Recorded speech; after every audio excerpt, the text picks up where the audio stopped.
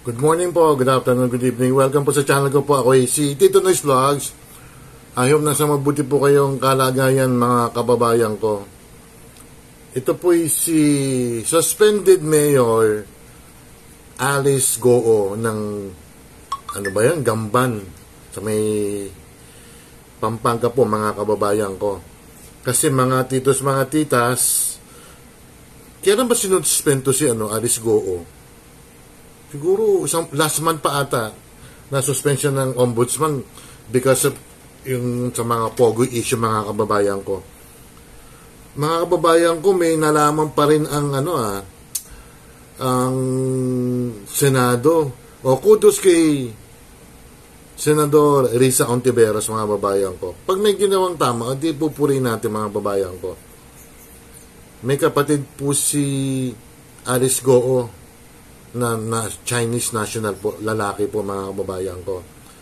At ang Solicitor General mga kababayan ko, ano yung gagawin nila? Nag-file na po ng petition to cancel Alice Goo's birth certificate mga kababayan ko. Kasi pag mag-late registration ka pala, hindi ka lang basta-basta magpipil up ka ng late registration sa sa PSM mga kababayan ko. Kailangan po mga kababayan ko, may mga supporting documents ka. Birth certificate ng nanay mo, ng tatay mo, barangay certificate, clearance, at maski kumadrona ng panganak sa'yo or hospital, kailangan birth certificate mga kababayan ko. So, ibig sabihin nito mga kababayan ko, mukhang parang totoo nga, parang tanong lang identity theft ba to ang ginawa ni Mayor Alice Goo? Mabuti na lang nalaman natin o nalaman ng Senado na may discrepancy yung birth certificate ni Mayor Alice Goo mga kababayan ko. O ilang taon pa lang siyang mayor? 23, 20, o magdadalawang taon pa lang na mayor. Kasi mga kababayan ko, ang nagbunga nito, ang naging root cause nito, yung sa Pogo mga kababayan ko. Sa Pampanga ba yan? O yan. Sabi ni Solicitor General, sino ba Solicitor General? Nakalimutan ko na Basta yung soldier natin, mga titos, mga titas. I think si Guevara Tama, si Guevara nga. Minardo Guevara.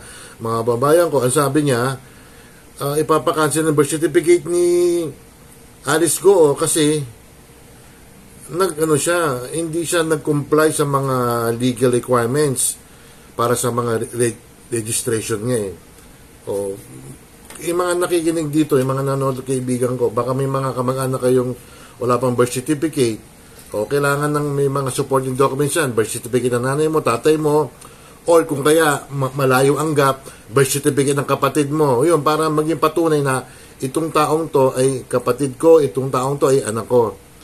Ang problema dito kay Alice Goo, parang walang naipakita mga kababayan ko. At ito matindi mga kababayan ko. Iko-co-warrantor po siya, mga co-warrantor. Ibig sabihin po nun, ipapadisqualified po siya bilang mayor ng Banban doon sa bayan niya sa may sa Tarlac pa rin, hindi Pampanga, sorry. Sa Banban, Tarlac po, yung bayan niya po. Sorry po, nawala sa isip ko. Sa Tarlac po yon. So, iko-co-warrantor po siya. Naalala niyo ba si dating, sino ba yun? Yung dating Supreme Court na Chief Justice si Sereno. Si Lourdes Sereno mga babayan ko. Kaya natanggal po siya bilang Supreme Court, Chief Justice mga babayan ko. Failure to file, ang tawag doon, yung SALN mga kababayan ko. Kasi sa gobyerno, in fairness naman talaga, pag hindi ka nag-file ng mga requirements, SALN, lalong-lalo na, ay maaari ka matanggal. Ganun ang nangyari kay dating Chief Justice Lourdes Sereno. At ganito rin ang mangyayari kay Alice Goo mga kababayan ko. Ng Banban, Tarlac po, mga titos, mga titas. Marami. May mga parang nagkaroon ng identity theft kasi iisa lang ang fingerprint, yung isang pangalan ng babae. Ano ba pangalan nun?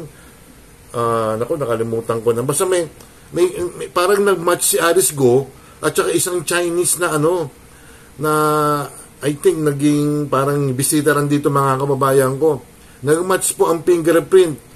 That's according to NBI. NBI offers for whereabouts of another Alice Real Goo. Dalawa kasing parang ano ba to? Mga kababayan ko halos magkamuk. Kung nakikita yun sa picture, At titingnan natin mga kababayan kung talagang nagkaroon ng identity theft dito mga kababayan, kasi sayang kung nakakatulong naman to si Mayor Go, ang problema lang kasi may problema ang mga papeles niya, yung birth certificate niya mga babayan ko. O kaya iko-warrant na siya mga babayan ko, baka itong buwan na to or next month, umpisaan ng pag-iimbestiga niyan. Di ba si Lourdes Sereno, ilang buwan bago matanggal siya. Kaya ang comedy kasi kailangan mag-require talaga ng siguro mag-require na rin ng birth certificate. Para sa akin lang that's my own opinion. Para wala nang gulo na yan mga babayan dahil sa pogo-pogo na yan nagkaano na tayo. Kasi protector siya mga babayan ko ng di umano ng pogo. Kaya si Senador Risa Ontiveros na imbestigahan to. Kasi kaduda-duda nga yung identity ni Mayor Go mga babayan ko sayang din. Naging mayor pa siya ng mga 2 taon sana ng 1 taon pa kaso next year, election na ulit, 2025. Kasi 3 years ang term, ang term ng mga mayor sa congressman. Ang mga senador, 6 years yan. Mukhang matatanggal to, para sa akin lang mukhang matatanggal to si, ang tsuri ko lang matatanggal to si Mayor Go, kasi mukhang parang deceiving yung mga papeles niya mga babayan ko Hindi umano parang may pandaraya sa katauhan ni Mayor Alice Go mga babayan ko. Yun ang aking opinion Basta kung anong mabuting ginawa ni Senador Risa Ontiveros, saludo ako sa kanya. Pero yung mga ibang issue naman, kailangan itakil din ni Senador Risa Ontiveros. Hindi yung pag-iinitan mo lang yung mga nakaraan na administrasyon. Lalo si Pangulong Duterte, pinag-iinitan mo Senador Risa Ontiveros. Kaya pag natuloy ito, di mabuhay ka Senador Risa Ontiveros, nagtagumpay ka rito kay Alice Go mga kababayan ko. Again, uulitin ko yung mga registration dyan. Maka-question kayo. Kasi sa pagpapasok ka sa gobyerno, maraming requirements yan. Mas matindi pa yan sa private, kung papasok ka ng trabaho sa private. Ang hinihila, yung mga NBI, gano'n. Dito talaga kay Mayor Go, mukhang nakalusot ng ilang taon pero parang huli naman siya. Paano, madideport ba siya pag nalaman? O mag-i-stay sa Pilipinas? Umuulan ng mga babayan ko. Babati na lang ako si Aturubi, get well soon Ako na-misplace ko yung listahan ko. Si Racheri Papoy sa taga Laguna, si Oxy, Taguig Makati, taga Hong Kong, taga Macau, taga Taiwan, taga Middle East. Si Eris Neris, sorry hindi ka na nag-tsempuhan Si Evelyn yan, mga kaibigan ko yan. Pero si Sinjin, Master Michi, si Sherlyn. Sorry hindi ko mababanggit Sila Nanay Eva yan, sila Chairman, sila Joban, si Kim, Mayang Vlogs, si Rizel, sino pa ba? Naku, nakalimutan ko iba. Basta, shoutout sa inyo lahat Medyo umuulan na kasi kaya medyo naingayan ako Don't forget to like and subscribe. Hit the bell notification para ma-update kayo sa aking mga video. May recourse ka na lang siguro, Mayor Alice Go. Mag-apila ka sa Supreme Court. Ang problema, Supreme Court ata magdi-decide sa co-warrantor eh. Salamat po, ingat po kayo. Peace sa inyo lahat. Bye.